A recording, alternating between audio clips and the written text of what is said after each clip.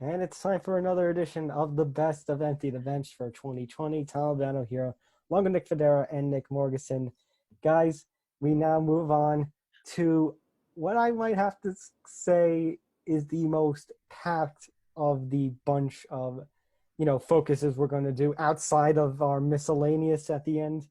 But in terms of the one league that we have a lot of focus on when it comes to the COVIDs and looking back on everything, this crazy year of 2020, Major League Baseball, because they may have been the first to have officially played a game, since coming back from the pandemic. But the road that it took, it looked like the MLB was never going to have a 2020 season. It looked for a while there, at least for a period of a couple weeks, where you didn't think there was going to be a season with negotiations getting pretty contentious between the league proper and the players union. Nobody could come to an agreement. Well, you know what's interesting about this whole situation is all these years, and we've talked about the MLBPA being, well, in the past, was one of the more popular players associations. This is back in the day. We're talking like, what would you say, like 5 to 10 years ago? That was really, whenever they had issues, they kept them under the rug. Worked it out. They worked it out.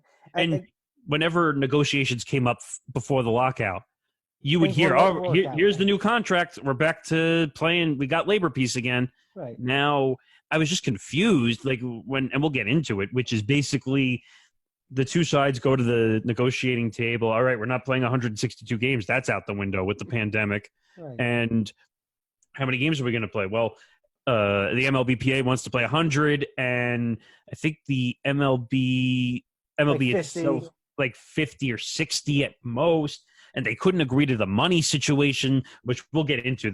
We have you covered on the business end.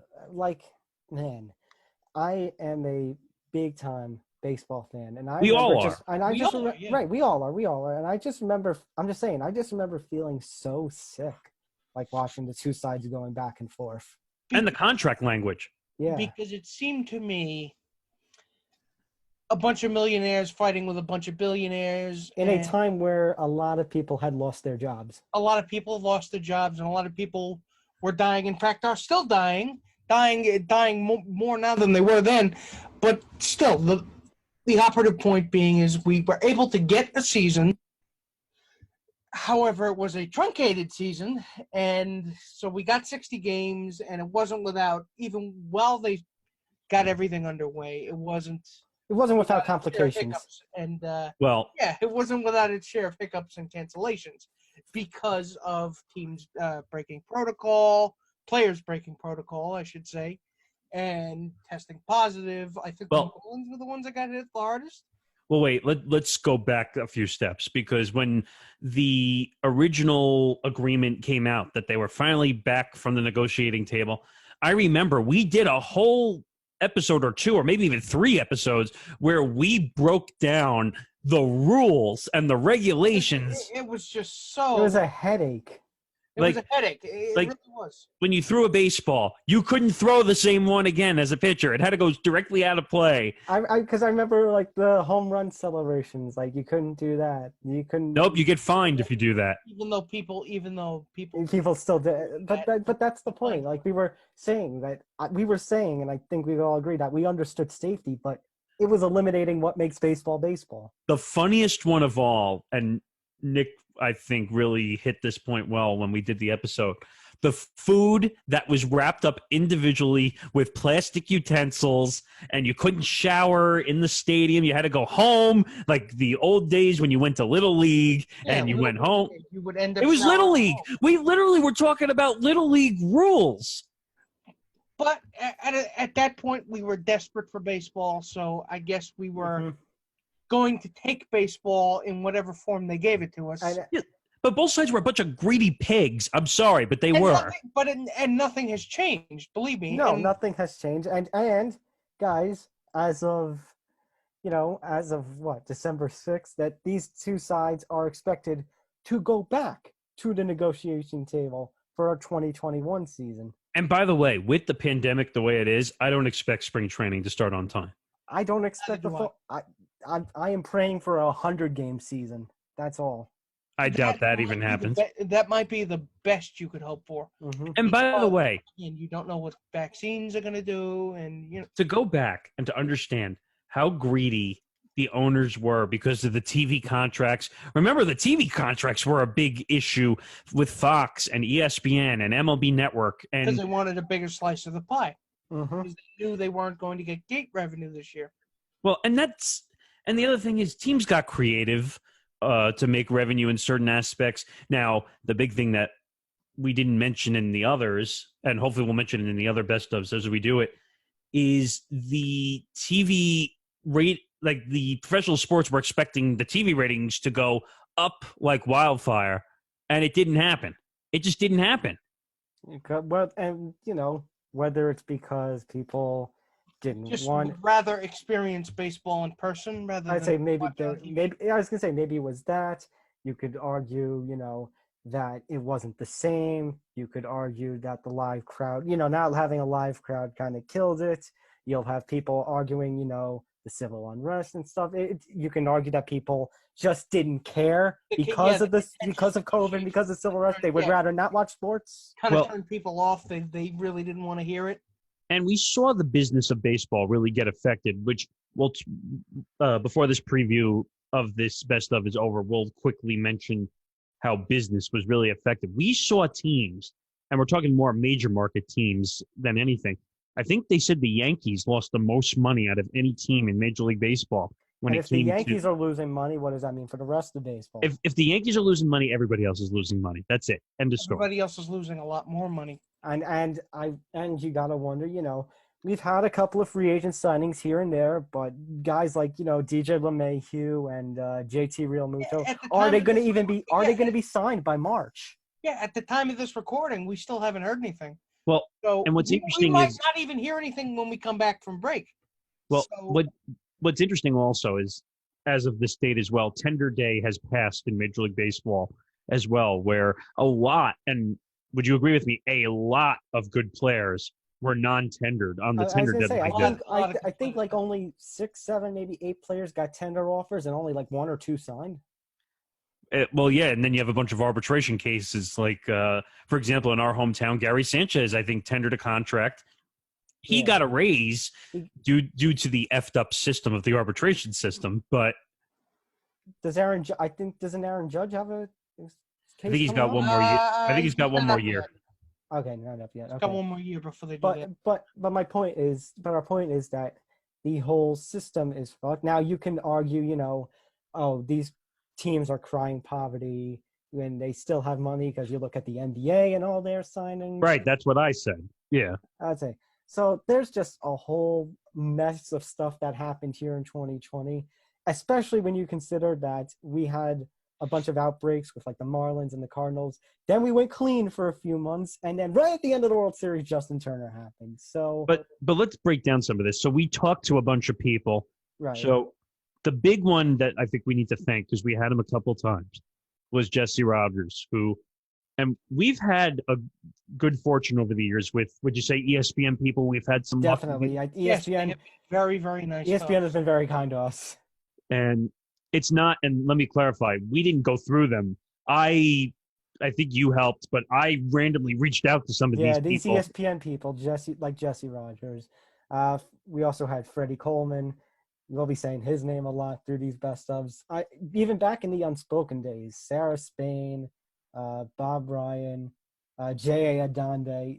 These folks from ESPN have been really, really cool with us.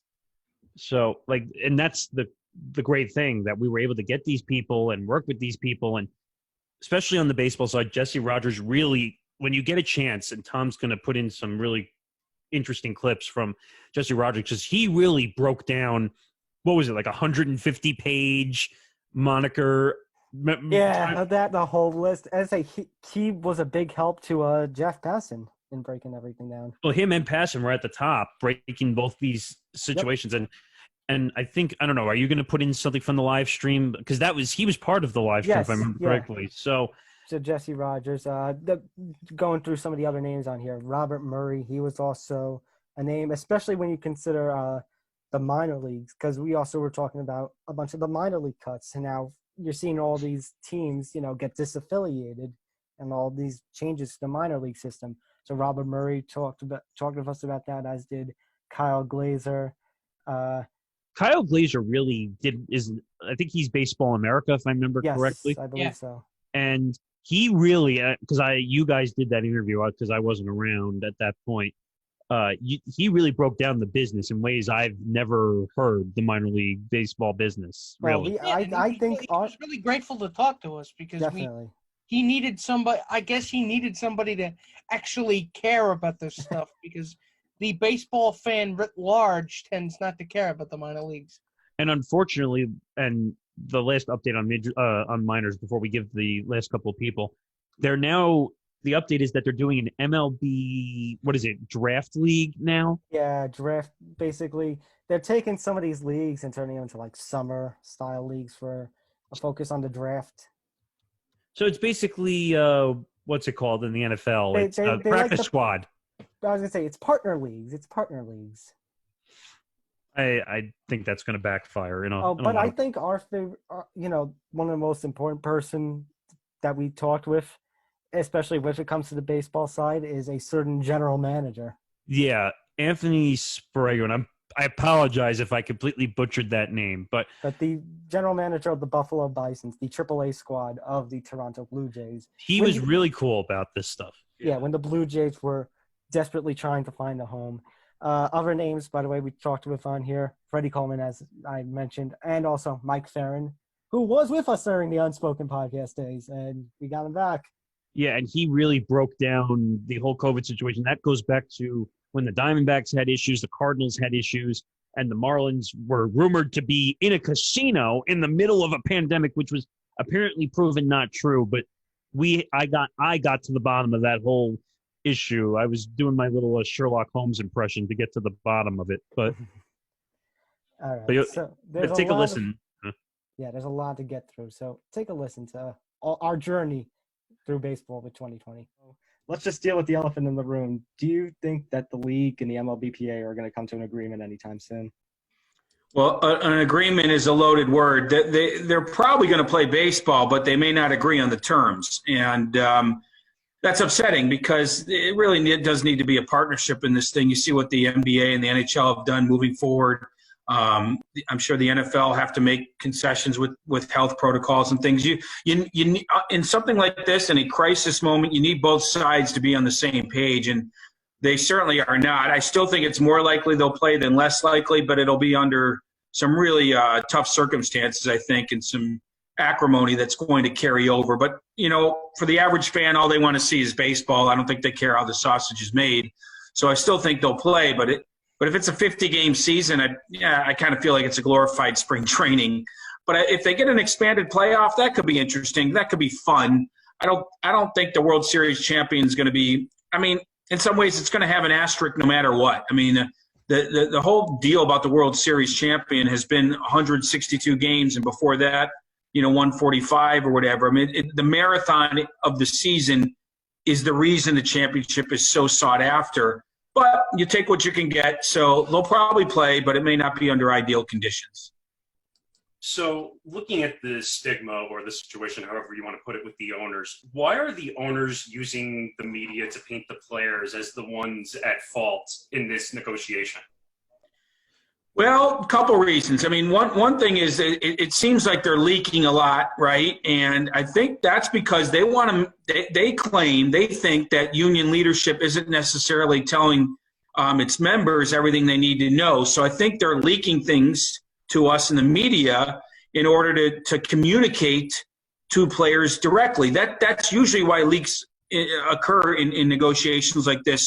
So we can get things out, one, for public opinion, win the court of public opinion, and also to get around leadership and talk directly to the people that are not doing the negotiating. Now, in this case, there's only 30 owners, so there's not a lot of differing opinions there, but there's 1,200 players at different parts of their career, beginning, middle, and end, different amounts of money being made by those guys from $500,000 all the way up to $35 million. So the owners are using some classical negotiating tactics, getting around union leadership and going right to the players and trying to appeal to them and their emotions. And that's the key thing here. If you're part of the union, you have to take emotion out of it and you have to stay unified, and that's what the players are trying to do.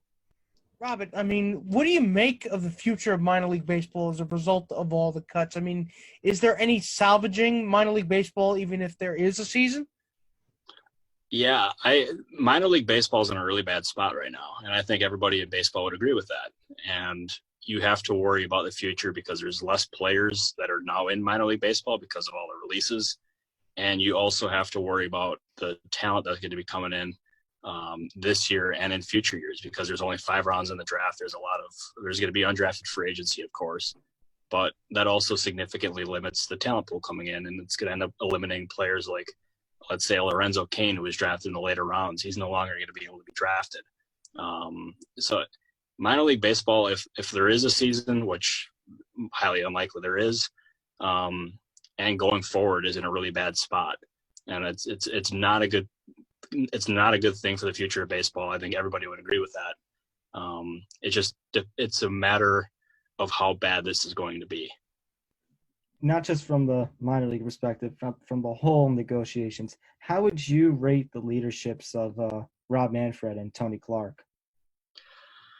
Yeah, that's a really interesting question. I have heard a lot of disapproval of what Manfred has done, I think, from both the agent and player side. And Tony Clark, I think, is fair in what his stance is. I think both sides know what they want. I think they've made it crystal clear. There just has not been any movement whatsoever in these negotiations. And I think both sides at the same time, even though they have their own little things that they want, can be put at fault because you saw the NBA agree to something. You're seeing all these other leagues that are getting going, and yet there's been no progress at all for Major League Baseball. And I've had countless people tell me that they need to come to an agreement, put their egos aside for the greater good of society, because I don't want to say that we need a distraction right now because there's a lot going on right now that's bigger than baseball. But sooner rather than later, you would hope that they'd be able to put something together, and they just have not done that. And then, frankly, they haven't even gotten really close at all. There was a 76-game proposal. There was an 89-game proposal. Then there was a 72-game proposal. We're going to break all that down for you in the next 20 minutes of time we have. So let's start with, what was the last one we left off? 76. So there was a 76-game proposal, 75% prorated salaries, which we knew the players were not going to go for, playoff pool money, no draft pick compensations for signing players. The season would end on September 27th. Postseason was 16-team expanded playoff, which you and I discussed a ton, which we have a lot of problems with. Mm-hmm. All right, let's break this all down. So, okay, go ahead. Okay, well, first of all, we knew this is something that wouldn't work because it's only 75% prorated salaries. Obviously, the MLBPA's whole case in all this is they have wanted the full prorated salaries, feeling like the one cut that they took already, the one cut that they took already before. MLB said we need to go back to the table because there's going to be no fans this season. The MLBPA, the players feel like they've already cut enough. The no draft pick compensations. Okay, so for those of you unaware as to how MLB and the draft all works, so what this means is like sometimes when another team signs one of the other team's big stars in free agency, I guess since we're talking about big stars and all the time, in this case, the team that loses that player is supposed to get a draft pick in return for the loss. And season would end September 27th. We'll talk about it in the other proposals too, but Major League Baseball pretty much wants the regular season to end on September 27th. They don't want the playoffs stretching into November. They want it to keep it strictly in October. But 16 teams, I mean, so then more than half of the league is going to be making the playoffs. It almost puts less of a premium as we talk about the playoffs. Over the years, we just expanded a couple of years ago to having a extra wild card, and you have an extra wild card game. And Tom, you actually asked me something interesting last night about how the whole wild card thing, do you consider that a playoff game? And well, in MLB standards, they consider it a postseason game. They treat it as a postseason game. It's usually on TBS or ESPN or MLB Network, and they treat it as a postseason battle. They have their biggest announcers who do the playoff game, so obviously it must be a playoff game. But you can almost say that this is very similar to what the NFL is doing coming up, and we'll have plenty of time to talk about that another time. Right, but the MLB, I don't know if I had just missed this, like social media, but you had said, whether you had said or not, but we had discussed this. MLB was already looking into this, expanding the playoffs already, adding another wildcard team, and then doing this, what we have described as a reality show format where, okay, the top division winner, you're going to get a bye to the divisional round. The second best division winner, there's going to be 3 wildcard teams. You get to pick which of the wildcard teams you want to face. It's reality TV. Yeah. It's a game show. Yeah, it's so bad. It seems like, and all the sports are having this issue right now where they're trying to decide, hey, what's the best way we can get people to watch? And I brought this up to the guys where the median age right now, I think for Major League Baseball is like 65 or 67 years old. It's like it's the oldest sport right now in all of the 4 professional sports. The MLB players have officially rejected the 60-game offer from the Major League Baseball in a 33-5 unanimous vote. And you'll see the next graphic coming up in just a little bit. But Commissioner Rob Manfred, we talked about on the past week or so that there were rumors that he was going to implement such a small season. We thought it was only going to be 45 to like 50 games. It is a 60-game season, but he is implementing that, and that will start on July 29th. Well, let's clarify one thing. It's not official, but that's the plan going forward, that Rob Manfred's going to implement a 60-game season. Nothing's official. Bob Nightingale was the first one to break that it's going to be a 60-game season. It was supposed to be 54 to 60 games regardless, but now that everything is involved and the players in a unanimous way, like Tom just said, voted down the latest deal 33-5, it looks like we're heading for an implemented season. Yeah, and I mean, what a journey it has been. But we kind of saw this coming. I mean, it's funny how just this time last week, we all of a sudden had some hope. We had a thought that maybe, just maybe, we were actually going to get baseball after all. That was when Rob Manfred and Tony Clark had their little meeting down in Arizona. And with all the lawyers out of the way, it seemed like there was progress being made. 60 games seemed right in the middle for what they wanted. And then, of course, as we know, the players said, no, we want 70. So you want to hear a statement from the MLBPA? Yes. Okay. So this is the latest statement from the MLBPA. I'm sorry if I'm turning my head because I'm looking at the computer over here. So the MLBPA Executive Board met multiple times in recent days to assess the status of our efforts to resume the 2020 season. Earlier this evening, the full board reaffirmed the players' eagerness to return to work as soon and as safely as possible. To that end, we anticipate finalizing a comprehensive set of health and safety protocols with Major League Baseball in the coming days. And we wait word from the league on the resumption of the spring training camps and a proposed 2020 schedule. While we had hoped to reach a revised back-to-work agreement with the league, excuse me, the players remain fully committed to proceeding under our current agreement and getting back on the field for the fans, for the game, and for each other. Now, everyone is underlining the whole current agreement. That's what everyone is focusing on right now. Mm-hmm. Can we not focus on agreements and focus on getting back on the field, which is what we're supposed to be doing? There's another key point, by the way, there that is being passed over that you did make the statement for, and that's safely, because as we know, more trouble brewed over the weekend when you had the 8 Toronto Blue Jays members, 5 players, 3 staff, I believe, test positive for COVID. A Phillies player test positive for COVID, and a Giants staff member test positive for COVID, and 4 Yankees, 3 staff. 1, I think we still don't know if it was staff or a player. It's all a History. Yeah. Yes. So, anyways, like I was saying, like you thought maybe after last week we'd have some progress after the one-on-one between Manfred and Clark, but you would think maybe after all this that a 60 somewhere meeting somewhere in the middle, like they were going to, it seemed like the direction they were going to, and do like a 65 or 66 game season was going to be the direction. But I guess we can't meet on the middle anymore, I think. Well, my favorite cliche saying is beggars can't be choosers, and I think that fits very accurately right here because we're all begging for something, but the owners and the Players Association are choosing something else. So I was gonna say, because when the 60 game offer came out last week from Manfred and MLB, I'm just like, I want the players to get more games for their sake, because remember, with the how prorated works, the more games that they play, the more of their normal salary that they earn. But part of me was just like, please, just accept it. What did you think of the deal now that we're back here?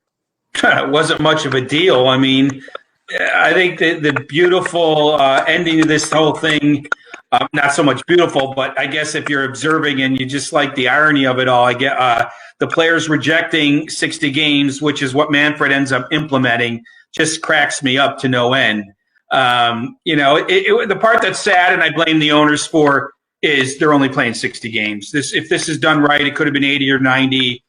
Going back to the late March agreement, that thing was written poorly. The fact that they couldn't agree on what they thought they agreed on in late March is kind of pathetic, to be honest, for a big business like that. So, it just was kind of silly to me how they had this disagreement throughout the whole process and then end up at 60 games, which is not the amount of a season should be. It's just, especially when they could have started a month ago, even though they might end up not finishing here. That's a whole other story. So a lot of silly, stupid sort of stuff, but I find it very interesting that they end up at 60 games, which is what the players rejected at the end.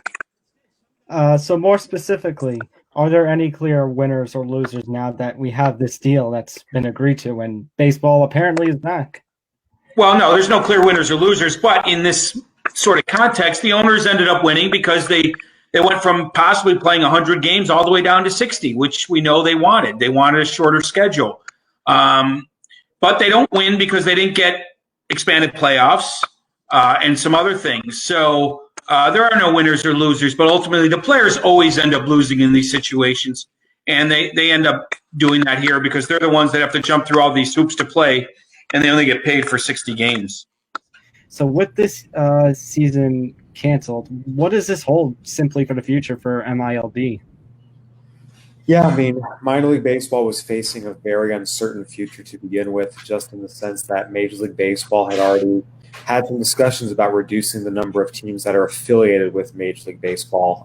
And while that doesn't necessarily mean a lot of those minor league teams will be put out of business, just the cost of having to pay, players themselves and all the insurance that comes with that would have been an extra $300,000 to $400,000 a year in expenses, which would have been a death knell to a lot of these teams. Being affiliated, having players that are part of a major league organization, and thus that means the major league team is paying those players.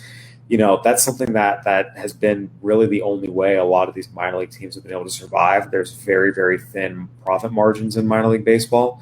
So telling some of them that, hey, you're going to lose your affiliation, have to spend, $300,000 to $400,000 a year in player salaries would have been a death knell to begin with. And now you're adding on, just the fact that there is no 2020 minor league season, and all the revenue they would have made is completely down the drain. Minor league teams are almost wholly dependent on ticket sales and attendance-related expenses such as parking, merchandise, concessions, etc. There is no huge media deal. There is no huge revenue source in terms of corporate sponsorship. It's all local stuff, and it was already a difficult situation that has been made more difficult, and a lot of these minor league teams are not going to survive coming out of this.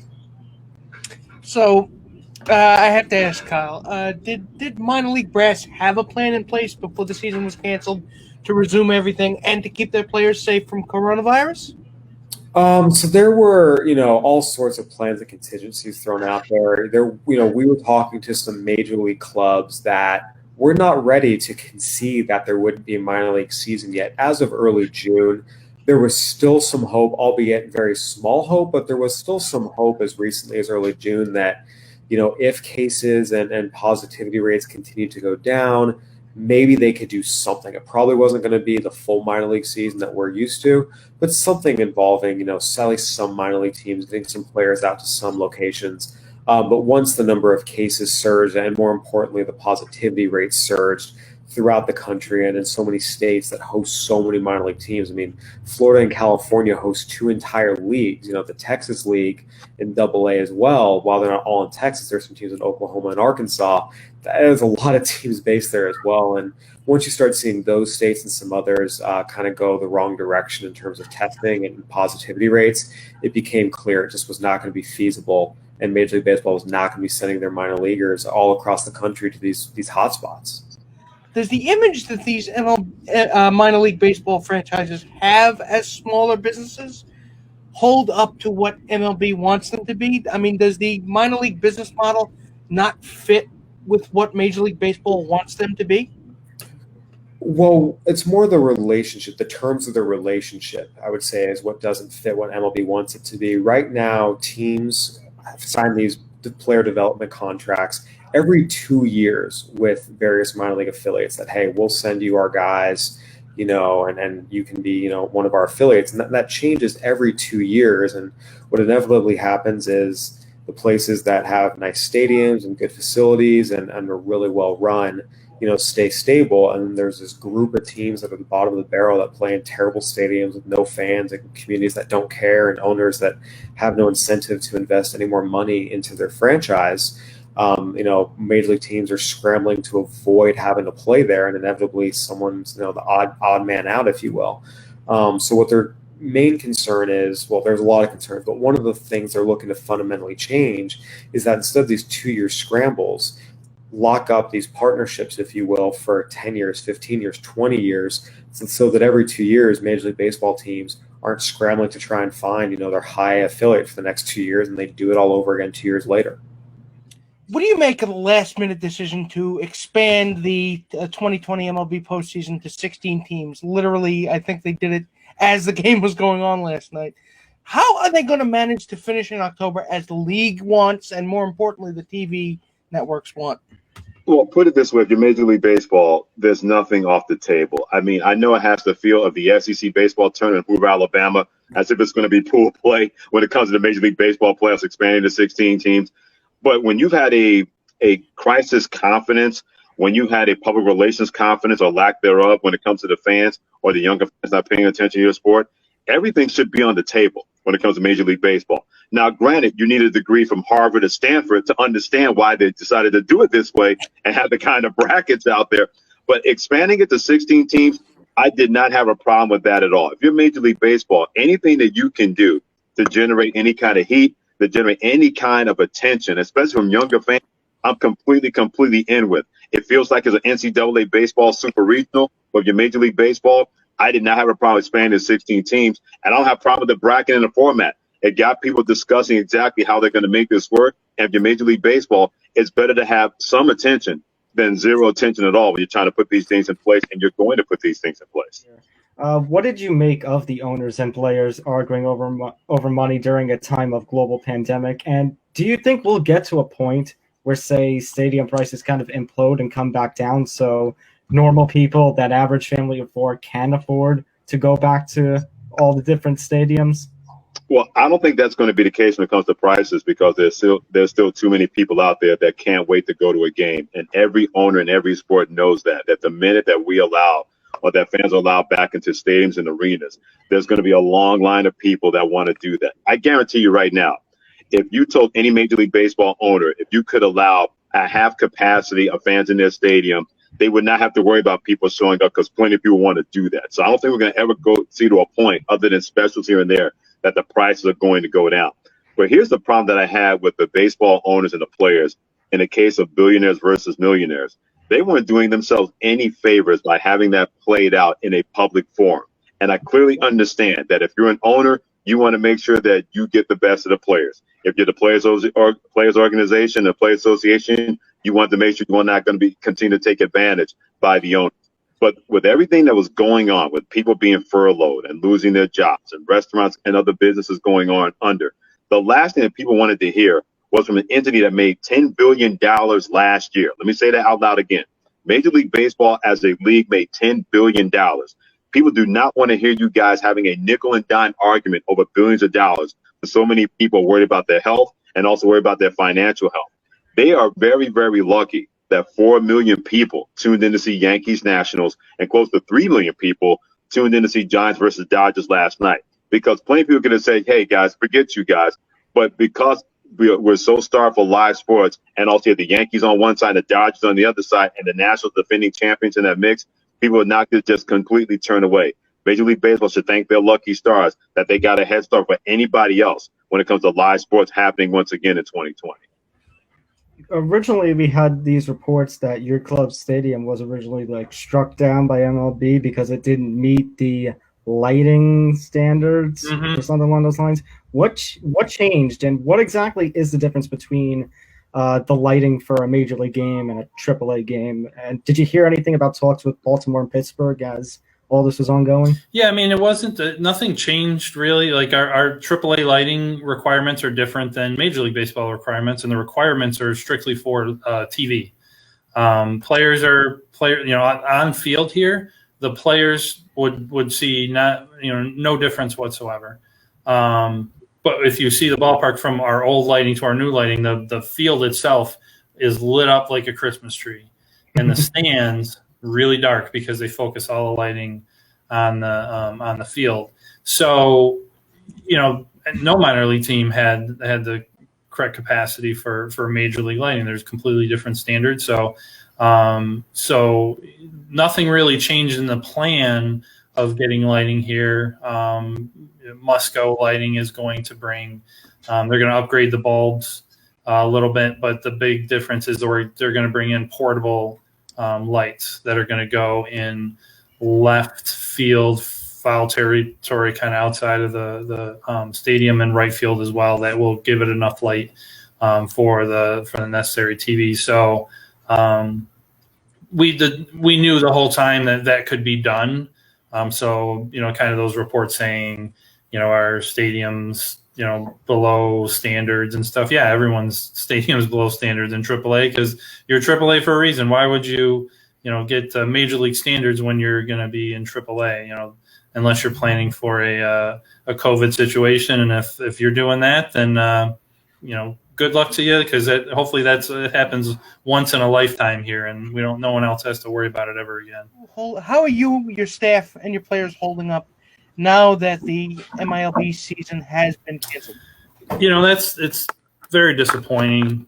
This has kind of been a nice distraction to having that season canceled. That was, it's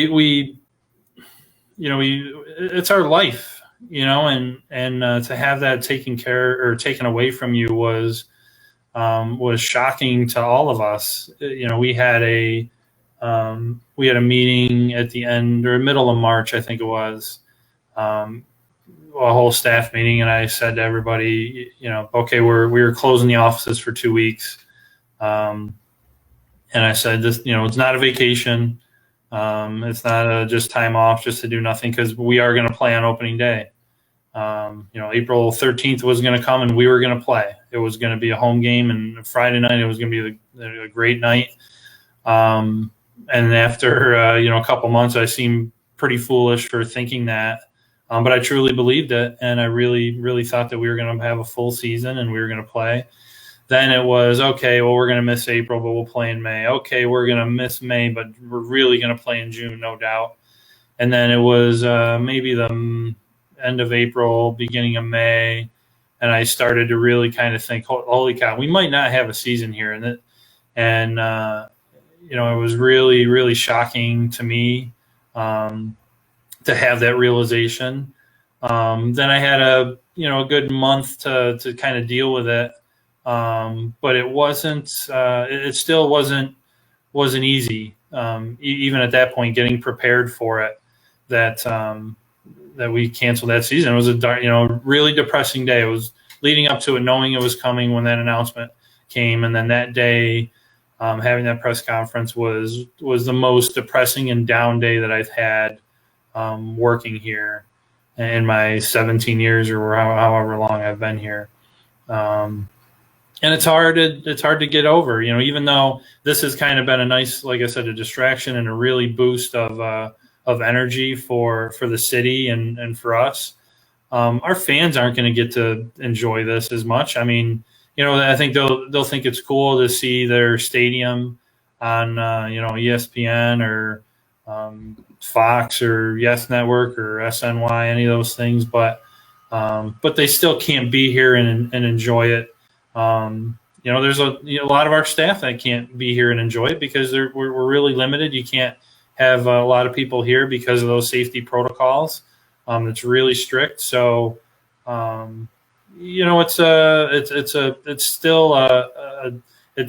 it's very exciting that this is happening, but yeah, it's still, tough because we don't have our normal minor league baseball season and the normal, satisfaction at the end of that season when it's like, okay, that was a great season. It's all set. And let's start planning for next year. This will be a different type. I wonder what it'll feel like when this is all over. This will be in October, maybe even mid-October, if all goes well with the Jays. But, not certainly a different type of season that, I would still, given everything, all the stuff that's going on, I would still rather have had a normal season, normal minor league baseball season as we normally would have and not have this happen. We've heard a lot of things. Should there be punishments? We saw the Marlins were possibly in a club in Atlanta, or the Cardinals were possibly in a casino. Now, I don't know how true those rumors or speculations are, but should there be punishments if this is actually true? No, I don't think so. And I don't believe that any of that stuff is true. I mean, I talked to Corey Dickerson of the Marlins today. He said that wasn't true, that there were none of his teammates were going to clubs. And Corey's kind of a homebody, but he's like, that wasn't happening. Derek Gould in the St. Louis Post-Dispatch did a pretty good job of trying to track down the information on whether or not Cardinals players went to a casino or whatever. Didn't happen. It does sound like it came from somebody outside the Cardinals organization who was asymptomatic, who had contact with a player or staff member, and that's what brought it into their clubhouse, which is kind of how all of this tends to start. So even if you're following protocols 90% of the way, then that's what happens. But I don't this is a public health crisis that can impact you if you go to the grocery store, and somebody isn't wearing a mask properly and coughs on you, or maybe they are wearing the mask properly and the biggest particle gets to you and it happens to replicate quickly. I'm not an epidemiologist. I've tried to play one on the radio to some degree over the course of the last 5 months, but there's the idea of punishing players for this is laughable, or coaches or staff, because we don't even know what the entry point was. We know that there were 18 players that tested positive for the Marlins and that there were 2 coaches and staff. What if it was the staff member that brought it in? We don't know. We don't know where it's coming from. And I think just the idea that, you can punish somebody because they did it, if they're just going about the course of their normal life and they get this ghost that we're fighting, as Corey Dickerson put it, that's really scary. And so to punish people for it, I think it's laughable. So the big speculative topic has been bubble cities. Now, we've seen the NFL doesn't want to do it. The NHL has done it with 2 cities. We've seen the NBA has actually been for lack of a better term, positive with no tests. Right. It gets tricky when you try to throw that out, right? Yeah. Right. So I think since July 29th, they've actually had 0 positive tests inside the bubble. Now, do you see in any possible way, maybe not for this season, but for next season, maybe MLB plays in a bubble? Because you told me earlier before we started that Arizona being a hotspot where you are, or Florida or California, wherever you want to choose, could you see a bubble situation? So they floated ideas of kind of bubble plans or hub plans early on. And part of the issue at that point was the Players Association, the players weren't all that keen on leaving their families for what looked like it would be 4 or 5 months to be able to play at a bubble. And I think that's where you run into the issue. Now, obviously, we're going to play, knock on wood, a 2-month regular season and then the postseason. So it would be a little bit different now, but the path was already chosen to go try and do it in every ballpark. There is a provision in the operations manual that allows the commissioner to move the postseason to neutral sites.